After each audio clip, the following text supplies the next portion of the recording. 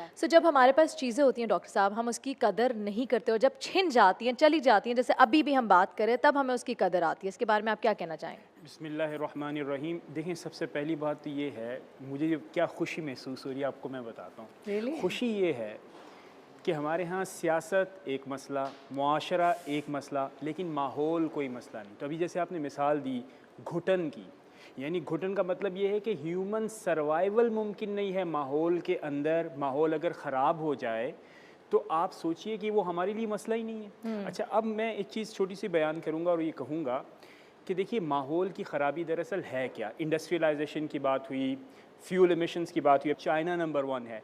हम लंदन की स्मोक भूल चुके हैं और हम ज़्यादा क्यों पीछे जाएं। 2021 नवंबर के अंदर लाहौर टॉप द लिस्ट कि दुनिया का सबसे ज़्यादा बड़ा ऐसा शहर है जिसके अंदर आप सांस नहीं ले सकते। ह्यूमन लाइफ मैं सर्वाइवल लाहौर में मुश्किल है। रहता हूँ। हमारे स्कूल में हम बता रहे थे कि अभी ऑडियंस को अपने पहले कि छुट्टियां हो गई स्कूल में। बेटी से पूछा छुट्टी क्यों हुई है, जी बाबा एयर पोल्यूशन इंडेक्स हाईएस्ट हो गया है जस्ट हमारा। इसका इमेजिन। मतलब क्या हुआ? आप ये देखिए कि हम इंतज़ार कर रहे थे कि जुडिशल एक्टिविज्म हो, पाबंदियां लगें। तो इसका मतलब क्या हुआ कि कुछ ऐसा हम कर रहे हैं जिसके बारे में हम कॉन्शियस नहीं। और वो क्या चीज़ है?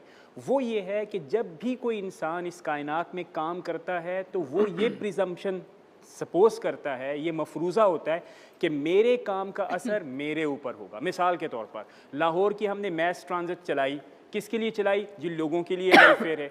लेकिन एज ए रिज़ल्ट क्या हुआ? डिफॉरेस्टेशन। रिज़ल्ट क्या हुआ? वायलेंस। आपने मार्जिनलाइज किया काफ़ी चीज़ों को और on the name of progress. और अगर आप डेटा कलेक्ट करें, मैं आपको डॉक्टर साहब बताऊं, प्रोग्रेस भी तो जरूरी है। हम प्रोग्रेस को तो एंटर नहीं कर सकते ना। प्रोग्रेस मैस ज़रूरी ट्रांजिट से है। तो फायदा भी लोगों को बहुत हुआ। एग्जैक्टली, लेकिन प्रोग्रेस ज़रूरी है, लेकिन एट व्हाट कॉस्ट? ये है ना सवाल। अच्छा, मैं आपको बताता हूँ, 1990 के अंदर लाहौर का अगर आप डेटा उठाएं तो उस वक्त जो ग्रोथ रेट था, यानी फॉरेस्टेशन का, ट्रीज़ का, वो पता क्या था?